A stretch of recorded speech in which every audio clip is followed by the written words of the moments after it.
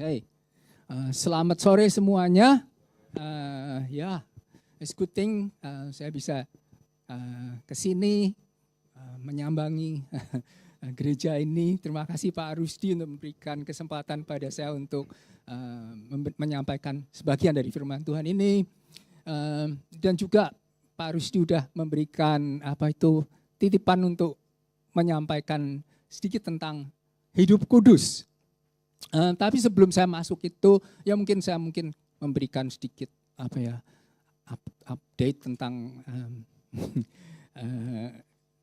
saya sendiri dengan keluarga, dengan Priska, karena sudah 1 tahun kami pergi pindah ke Gold Coast ya. Sampai sekarang tapi masih belum tinggal di tempat yang permanen ya, karena tetap belum jadi. Jadi masih mengembara, masih nyewa di sini ya. Jadi waktu bulan Oktober ya, mungkin bulan September tahun yang lalu, Oktober tahun yang lalu, tahun 2024, kami harus mencari tempat untuk tinggal, karena tempat tinggal yang pada saat itu sudah selesai kontraknya, jadi ngontrak lagi, cari kontrakan lain. Nah, waktu cari kontrakan lain, ini kesaksian sedikit deh. Jadi waktu saya nyari kontrakan lain itu cukup lama, cukup sulit juga. Tapi akhirnya kami lihat-lihat, ada tempat yang enak nih, bagus sekali. Saya suka sekali, Priska juga suka, tapi saya yang lebih suka. Suka sekali, ada pemandangannya di depan itu danau. Wah, asyik. Oke, kita apply. Waktu saya mau apply, tiba-tiba email datang. Sorry, udah diambil orang. Aduh, saya kecewa bukan main. Priska sih masih tenang-tenang aja. Tapi saya sih, gimana ya. Terus ngomong sama Tuhan, ini kan bagus sekali Tuhan, tapi kok nggak dapet ya. Ya wes lah, nggak apa-apa lah. Mungkin memang it's not meant to be. Ya udah. Orang Jawa bilang ya wes lah. Oke. Nah, terus akhirnya kami cari lagi, akhirnya dapat juga sebuah tempat yang oke lah, nggak terlalu bagus, nggak ada pemandangan danaunya, tapi ya oke lah. Terus kami menempati di situ dari bulan November tahun lalu. Tapi baru 5 bulan, tiba-tiba ini padahal udah enak ya, udah 5 bulan udah oke, udah tenang tinggal di situ, ini udah nyaman. Tiba-tiba dapat email dari yang landlord, pokoknya yang real estate-nya lah. Dia bilang, sorry, Anda harus keluar dalam 2 bulan ini karena yang punya rumah akan menjual properti ini. Aduh, kami mikir waktu itu, baru aja nih 5 bulan, belum sampai 5 bulan, udah harus suruh pindah lagi. Kontrak udah nggak bisa diperpanjang, ya udah. Tapi nggak bisa dong, rumah belum laku. Terus ya udah, oke, kita harus mesti cari lagi, hunting lagi, cari lagi tempat lagi. Tapi saya mikir juga, yang dulu itu bagus ya, mungkin aja kalau ada tempat lagi di situ. Lalu saya pergi ke manajernya di building situ. Saya tanya, ada nggak nih tempat di sini? Pada saat itu manajernya bilang, waduh nggak ada. Cuman nanti kalau ada saya kasih tahu deh. Kamu leave the message aja, the emailnya aja. Oke, saya leave email and everything. 10 hari kemudian, singkat kata, ada nih ceritanya.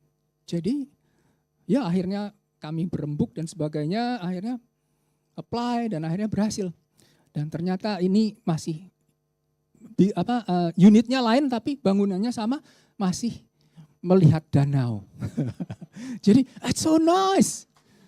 Jadi ternyata waktu aku mendapatkan itu, ya udah mendapatkan segalanya. Senang sekali. Tuhan, ternyata Engkau ini memberikan juga kepadaku.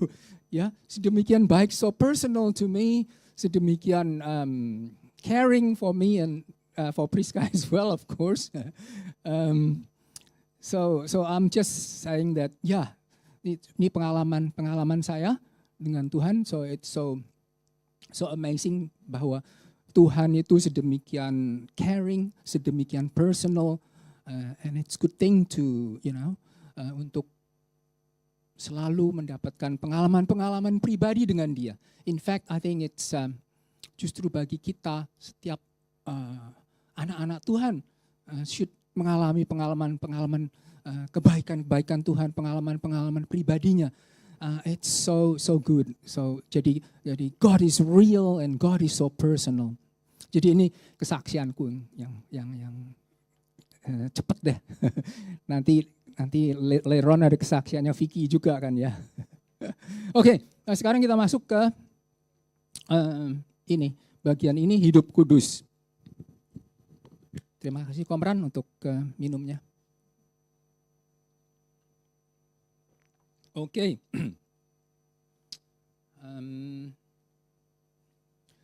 Oke, hidup kudus. Jadi saya ambil di sini Ibrani 12:14 yang mengatakan, berusahalah hidup damai dengan semua orang dan kejarlah kekudusan. Sebab tanpa kekudusan tidak seorang pun akan melihat Tuhan. Jadi untuk konteksnya di sini secara gampangnya ya,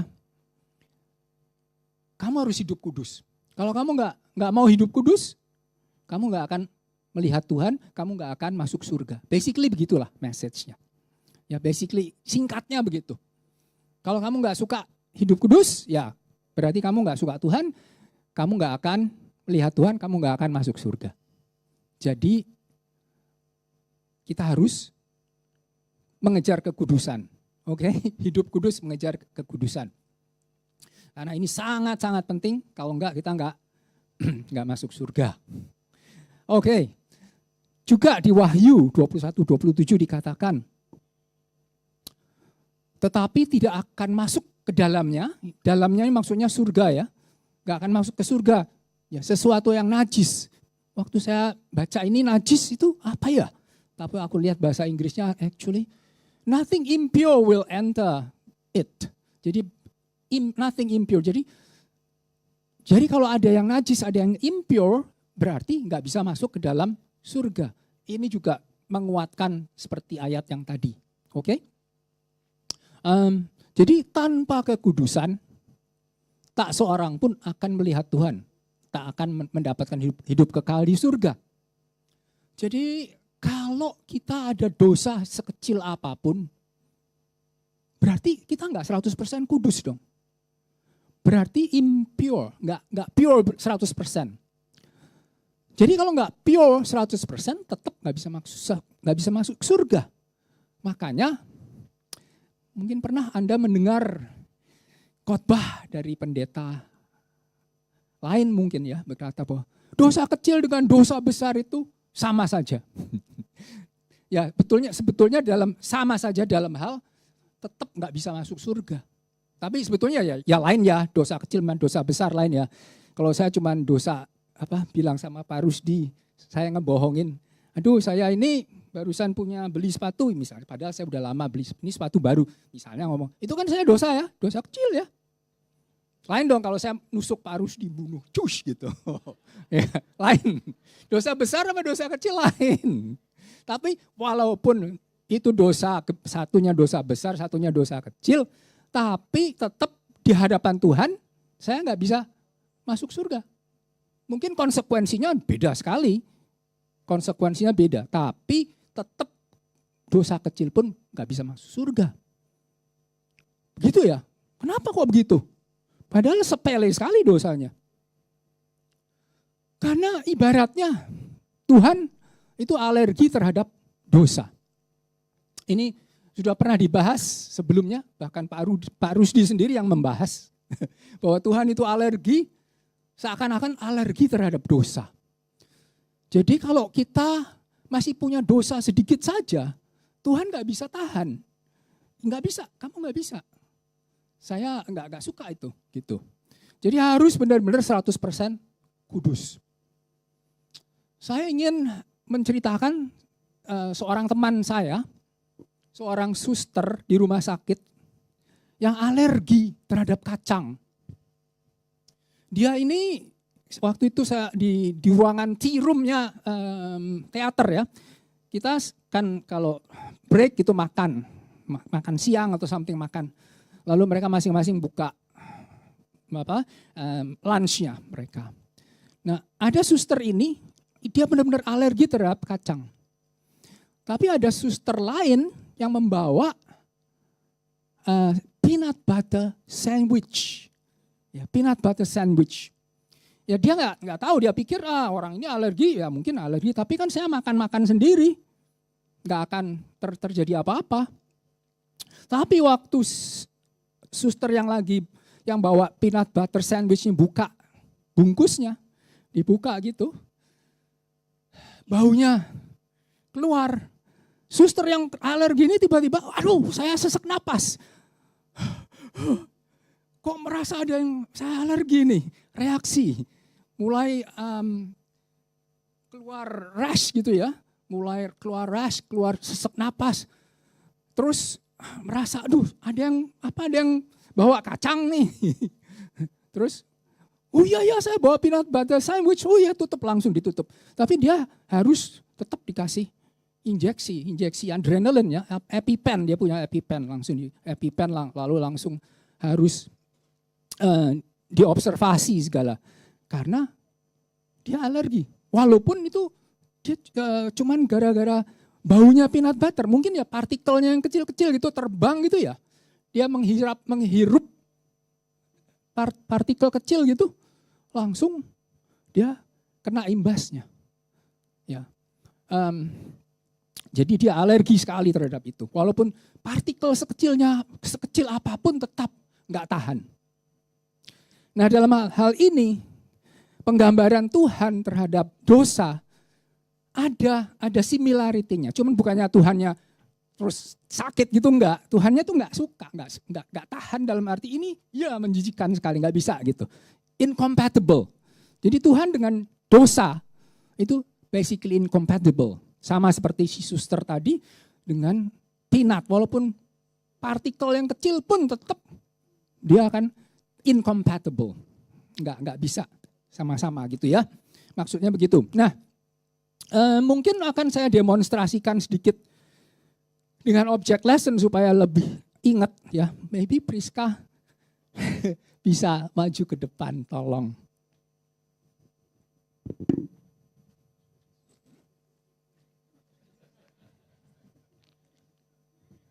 Jangan dibuka dulu ya. Oke. Ini Priska kan istri saya yang tercinta. Jadi saya selalu kepengennya deket dengan dia ya. Dekat.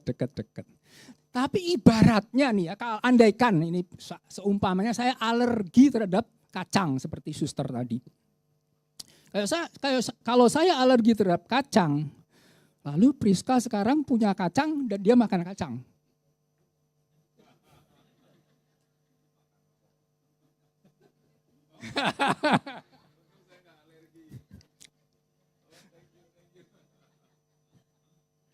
Kalau Pak Rusdi yang makan nggak apa-apa, dia jauh di sono.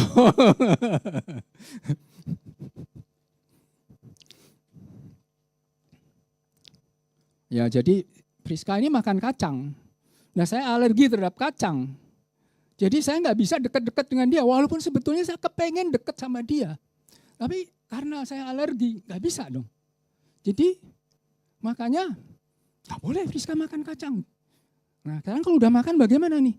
Harus dibuang, kacangnya dibuang, dan dia harus cuci mulut, cuci tangan.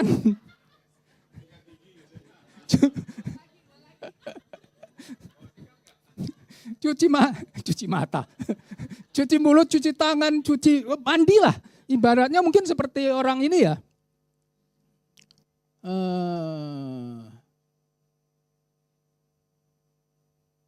Ya, harus mandi.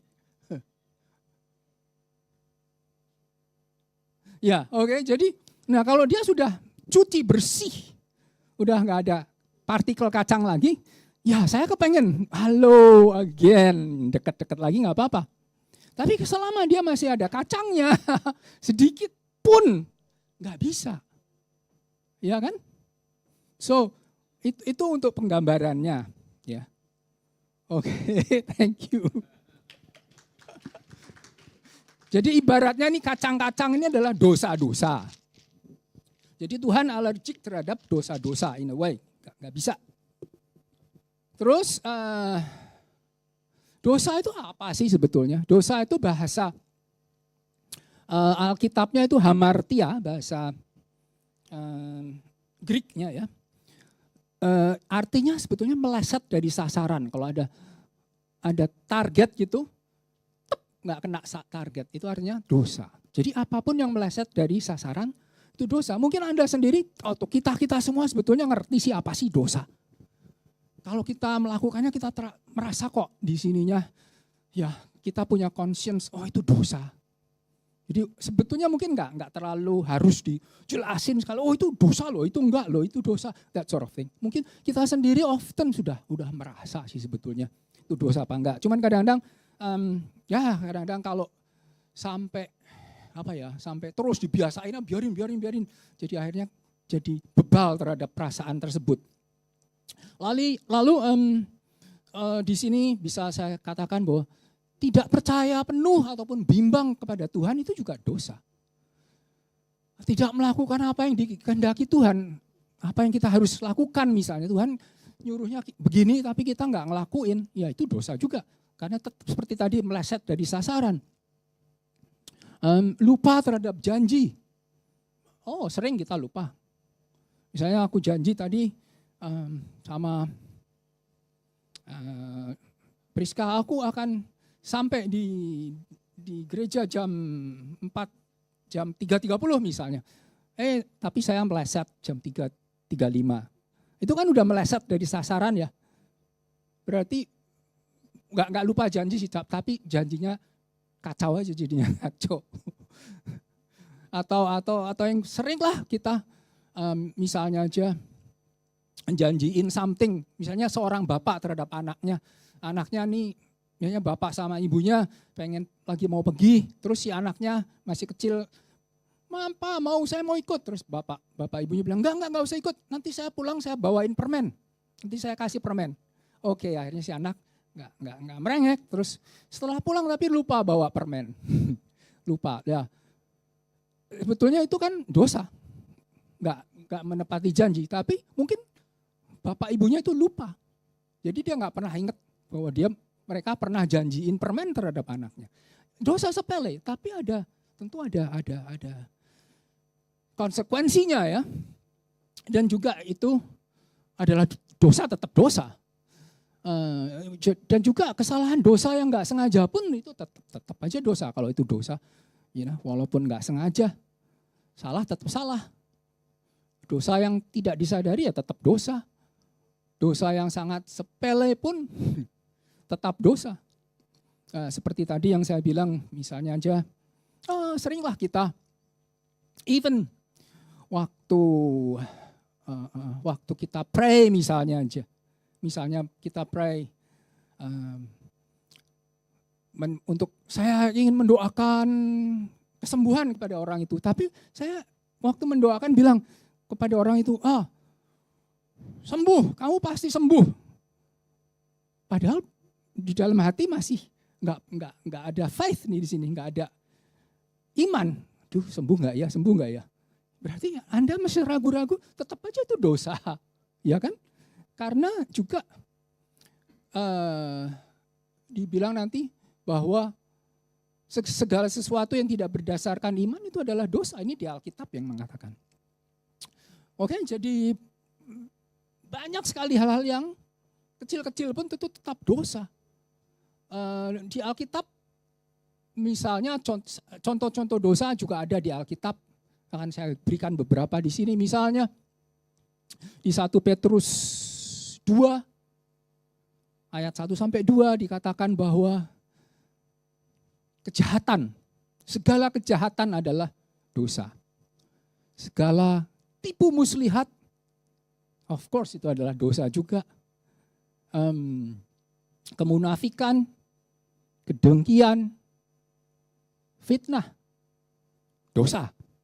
Ini suatu contoh aja. Lagi di Wahyu 21:8. Orang penakut itu juga nggak masuk surga karena itu takut itu sebetulnya berdosa juga. Kok aneh sih takut atau khawatir kok berdosa? Ya. Kalau kita khawatir kan sebetulnya Tuhan udah ngomong jangan khawatir. Di Alkitab tuh I don't know berapa banyak dikatakan bahwa kita nggak boleh khawatir, nggak usah khawatir. Trust in God. Tapi sering kita khawatir. Takut, khawatir, ya tetap dosa karena ya seperti tadi dikatakan nggak benar-benar punya faith, nggak benar-benar trust in God, trustnya kurang. Jadi tetap nggak memenuhi target, tetap dosa. Orang yang nggak percaya apalagi, nggak percaya pada Tuhan, orang-orang yang keji, pembunuh, wah itu udah jelas ya, misalnya aja. Terus. Nah di sini di Alkitab dikatakan orang sundal. Ternyata saya pikir apa ya orang sundal. Tapi setelah saya lihat di Alkitab Inggris dikatakan sundal di sini artinya sexually immoral, even sexually immoral. Itu adalah sundal. Itu semuanya juga dosa. Jadi macam-macam sexual immorality termasuk berzina, seks sebelum marriage atau seks di luar marriage atau pornografi misalnya. Jadi ini adalah dosa. Juga hal sihir menyihir. Ini ada mungkin zaman sekarang sudah jarang terlihat. Tetapi ada ini sihir-sihir terutama di Indonesia ya. I guess Pak Ardi knows a lot of it soal sihir menyihir. Penyembah berhala juga itu adalah dosa. Pendusta ya, kalau tell lies itu juga dosa jelas. Walaupun kadang-kadang lies-nya itu very mild. Seperti misalnya aja ini, misalnya Pak Rusdi lagi yang jadi objek. Sorry.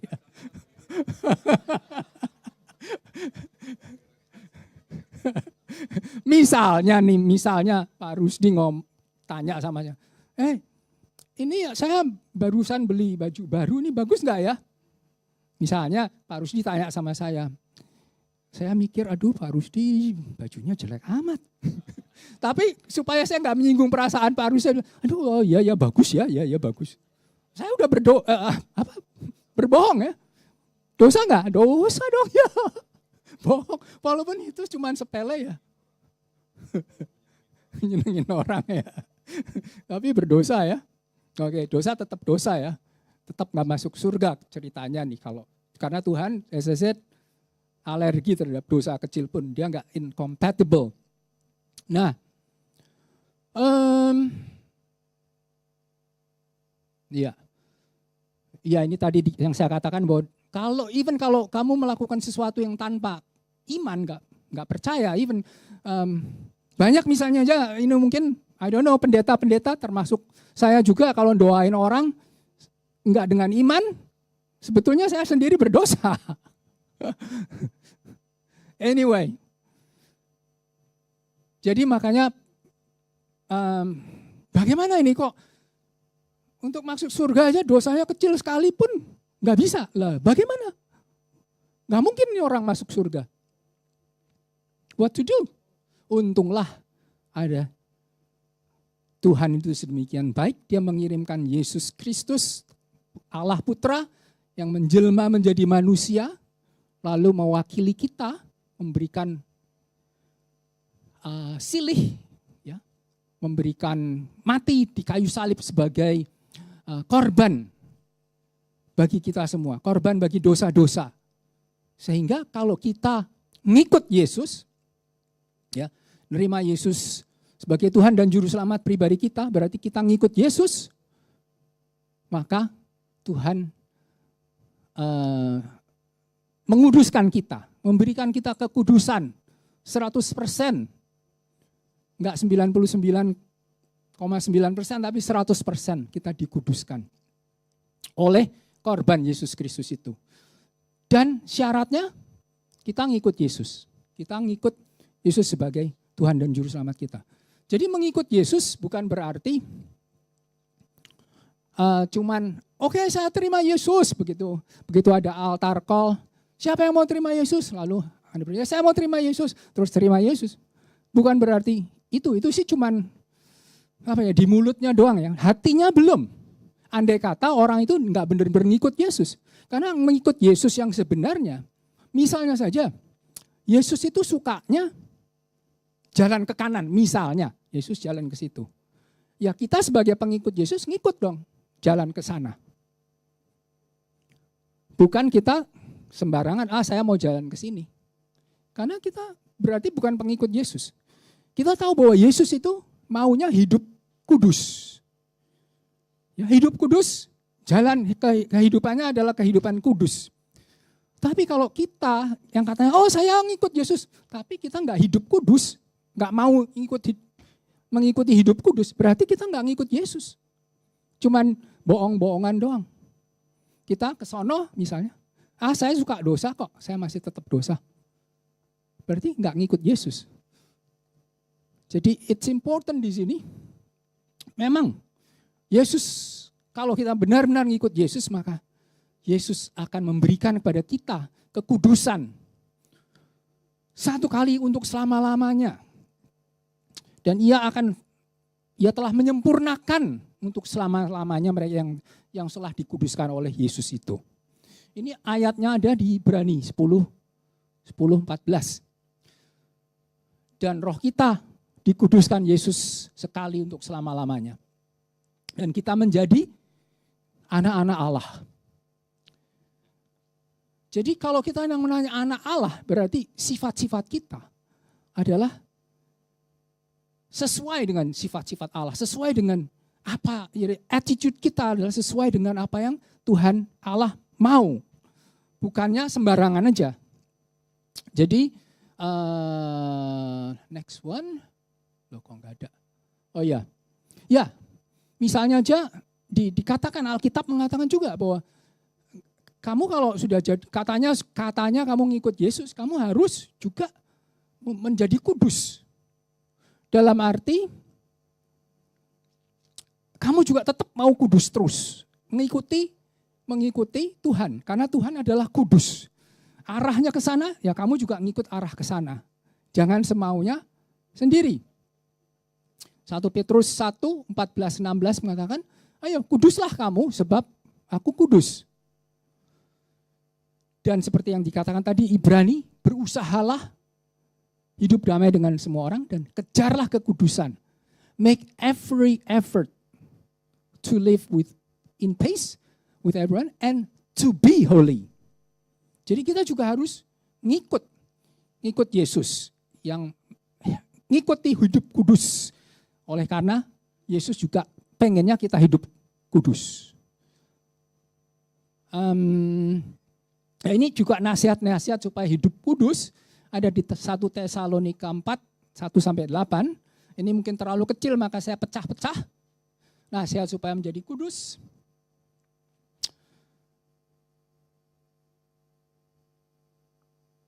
Jadi supaya hidup supaya berkenan kepada Allah.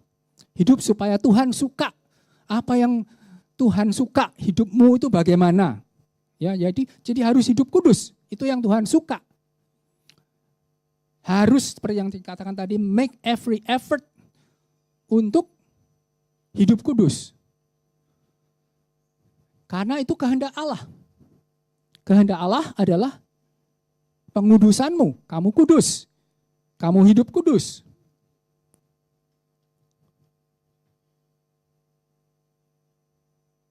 Di 1 Tesalonika, ya dikatakan juga. Allah kan memanggil kita untuk hidup kudus. Jadi kalau kamu menolak untuk hidup kudus, walaupun kamu bilang bahwa saya mau ngikut Yesus, berarti Anda tidak mengikut Yesus, melainkan Anda menolak Yesus. Jadi kalau Anda menolak hidup kudus, berarti Anda menolak Yesus. Dikatakan di sini, menolak Allah berarti. Jadi kesimpulannya sebetulnya, kalau nggak mau untuk hidup kudus, berarti hatinya dia sebetulnya adalah belum sehati dengan Tuhan. Karena Tuhan itu segalanya kudus. Tapi kalau dia menolak, saya nggak mau hidup kudus, berarti belum sesati dengan Tuhan. Belum sehati dengan Tuhan, belum mengasihi Tuhan. Belum kepengen menyenangkan Tuhan, belum mengasihi Tuhan. Jadi masih menolak Tuhan, seperti apa yang dikatakan ayat sebelumnya tadi. Ya. Dan berarti belum mau menjadi anak Tuhan. Jadi walaupun misalnya orang ini berkata, saya mau ngikut Yesus, tapi tetap nggak mau hidup kudus, ya berarti masih menolak. Masih menolak untuk hidup kudus, berarti masih menolak untuk menjadi anak Tuhan. That is the message there yang harus kita ingat juga. Nah, ada hal yang namanya tidak mau dibandingkan dengan tidak mampu. Ya, karena ada orang yang berkata, lah tapi saya nggak mampu tuh, saya nggak mampu untuk hidup kudus. Nah, tapi ada bedanya sebetulnya. Kamu mampu, kamu tidak mampu apa tidak mau? Begini ya, misalnya aja ada seorang pecandu narkotik. Pecandu narkotik itu kebanyakan ya, enggak semuanya, kebanyakan kalau dia sudah mendapatkan fixnya, sudah mendapatkan diinjeksi udah, aduh enak udah, merasa enak udah. Dia lalu merasa, aduh saya ini kok goblok bener ya, kok kecanduan narkotik ya. Saya enggak kepengen sebetulnya kecanduan, saya kepengen bersih dari narkotik ini. Saya kepengen enggak kecanduan lagi, saya kepengen menjadi orang yang baik-baik. Nah itu dia artinya, dia mau tapi tidak mampu.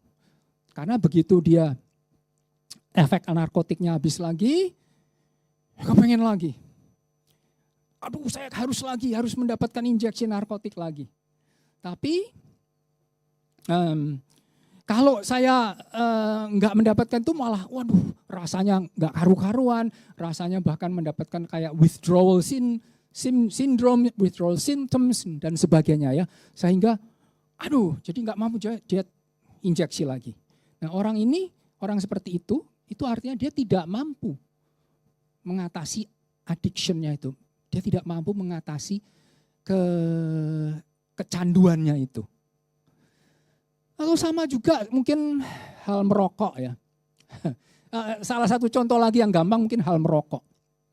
Banyak orang yang merokok itu kecanduan.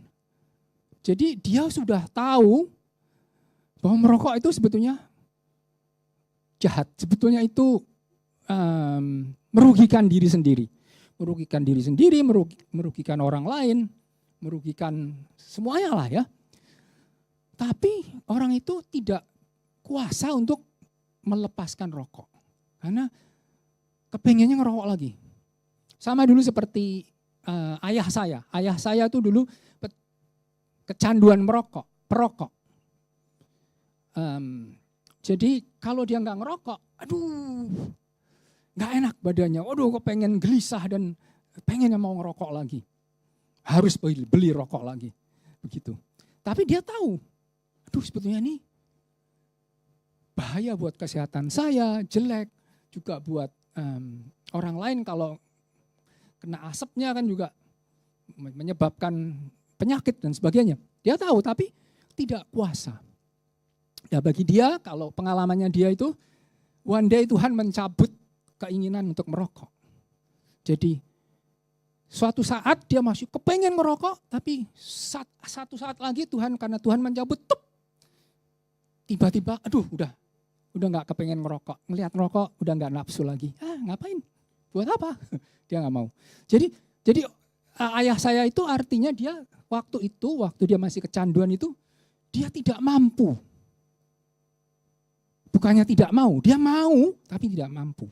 Nah, yang saya maksudkan tadi dalam hal hidup kudus, ada orang yang tidak mampu untuk hidup kudus, tapi tetap mau sebetulnya. Nah, itu kita bisa minta kepada Tuhan. Jadi kita tetap minta, tetap berusaha. Seperti yang Tuhan katakan, berusahalah. Untuk hidup kudus.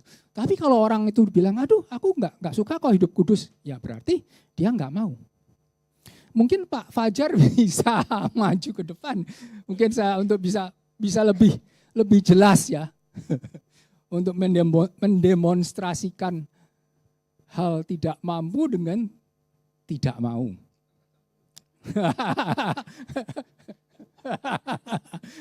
Dulu Pak Fajar ini perokok berat ya. Ya, sebelum ada ininya enggak? Mic lagi enggak?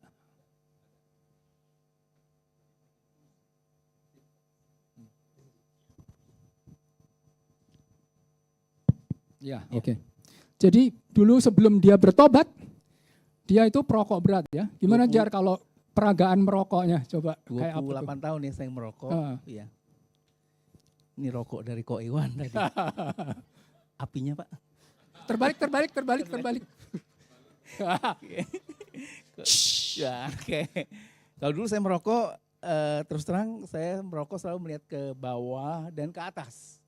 Ya, karena lagi sedang mikirin problem ya. Masalah gitu, masalah hidup, masalah. Jadi begini, kalau merokok. Aduh enaknya. Begitu ya, jadi masalah yang saya pikirin sambil merokok itu enak banget. Oke. Ya. Jadi pada waktu itu sebelum bertobat, ya. Pak Fajar masih artinya tidak mau meninggalkan merokok itu ya? Iya. Jadi masih suka sekali ya? Masih suka, setiap 2 jam kalau nggak merokok itu begini. Iya. Jadi selain nggak mau juga, selain nggak mampu juga nggak mau ya, nggak mau melepas. Iya, karena addicted. Iya. Misalnya nih, pada saat itu saya kan seorang dokter ceritanya. Jadi saya punya research, saya bikin suntik. Mau disuntik. Enggak. Pil. Iya. Saya punya pil ajaib. Pil jadi nggak suka ngerokok. Okay. Jadi kalau Anda makan ini, besok bangun-bangun udah nggak suka ngerokok. Oh. Kalau saya kasih pil ini mau nggak? Pada saat itu. Dulunya. Mau stop merokok nih ya? Waktu kecanduan itu, waktu masih 28 tahun yang lalu, Anda kata saya datang ke Anda, saya katakan tiba-tiba gujuk-gujuk gitu ya? Ya Pak Fajar, ini ada pil hebat ini. Kalau kamu makan sekarang, saya kasih kamu sekarang, besok kamu nggak bakal suka lagi ngerokok. Rokok kamu benci lah. Saya suka rokok kok. Nah itu artinya dia nggak mau. Nggak mau. Oh enggak? I love smoking. See?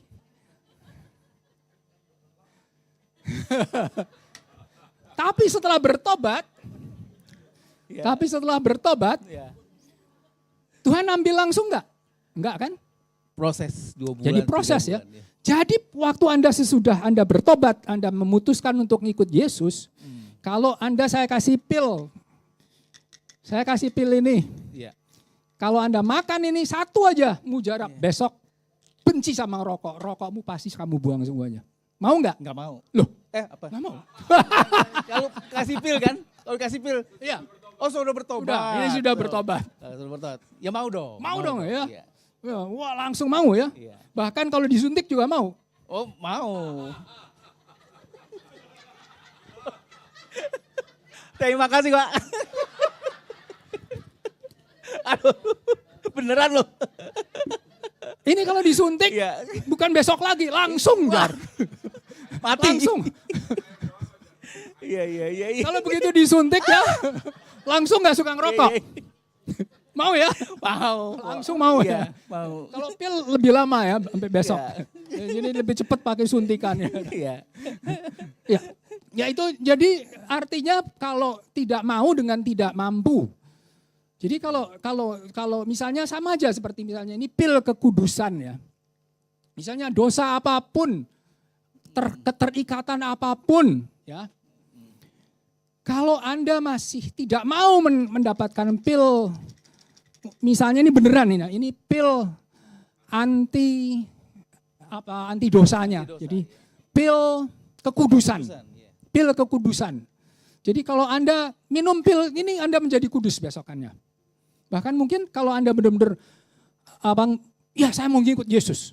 Saya mau bertobat benar-benar. Berarti mungkin Anda mungkin minta, saya minta injeksinya lebih cepat. Injeksi kekudusan. Enggak lagi pil, tapi injeksi kekudusan. Tusuk saja, cus ya. Langsung jadi kudus. Langsung benci dosa itu, apapun yang keterikatannya itu. Jadi kira-kira begitu ya, tahu ya. Jadi ada yang tidak mampu, ada yang tidak mau. Oke, terima kasih Pak Fajar. Jadi kalau dia tidak mau, sering orang tidak mampu tapi mau. Nah, kalau orang yang tidak mampu tapi mau, Tuhan bisa menyelamatkan, tentu saja. Tuhan sangat ingin, rindu sekali untuk memberikan kekudusan kepada Anda. Tetapi kalau Anda tidak mau untuk hidup kudus, ya nggak bisa. Tuhan nggak akan memaksa untuk mendapatkan minum pil kekudusan ini. Meminum pil kekudusan ini adalah hal sukarela, hal yang Anda keinginan Anda sendiri, kehendak bebas Anda sendiri. Jadi enggak. Jadi doa saya adalah bahwa kita semuanya mungkin belum bisa, of course, belum bisa hidup kudus, tapi kita semua mengejar kekudusan. Kita semua mau, bahkan mau mengambil pil kekudusan. Walaupun kita tidak mampu, tapi kita mau. Tidak mampu, tapi bahkan kita mau suntikan, injeksi kekudusan. Supaya kita benar-benar langsung jadi kudus, langsung jadi benci dosa. Itulah karena dengan demikian kita akan menjadi sehati dengan Bapa kita, Tuhan. Sesuai dengan apa yang dimaui Dia. Oke, jadi saya akan, mari kita berdoa sedikit. Mungkin, tunduk kepala, Bapa di surga, kami telah mendengar sebagian dari firman-Mu tentang kekudusan, hidup kudus. Ya Bapa, kami mau hidup kudus. Memang kami sebagai manusia mungkin tidak mampu, tapi kami mau untuk hidup kudus. Kami mau untuk menelan pil kekudusan. Dan Engkau tahu, Engkau akan memberikan Roh Kudus-Mu, memberikan bantuan-Mu, Engkau memberikan petunjuk-Mu, guidance, segalanya. Sehingga kami bisa makin mempunyai karakter seperti Engkau, karakter yang kudus. Dan kami minta dari hati, dari dalam lubuk, sedalam-dalamnya lubuk hati kami. Kami minta di dalam nama Yesus Kristus. Dalam nama Yesus. Amin.